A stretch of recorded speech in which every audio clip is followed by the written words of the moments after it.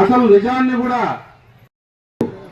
ఏదైతే ఇక్కడ మంత్రిగా పరిపాలన చేశారో ఉషశ్రీ చరణ్ గారు, ఆమె చేసిన అవినీతి, ఆమె చేసిన నీచమైన పనులు, ఆమె చేసిన ప్రతి ఒక్కటి ఒకసారి గమనించండి.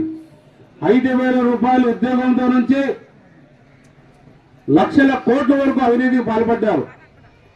మొన్న మాకే ఉద్యోగాలు కావాలని చాలా మంది వస్తే ఎక్కడికక్కడ పరిష్కరించి ఎక్కడైతే అవకాశాలు ఉంటాయో వాళ్ళకి ఉద్యోగాలు ఇచ్చే ఏర్పాటు కూడా చేస్తున్నాం.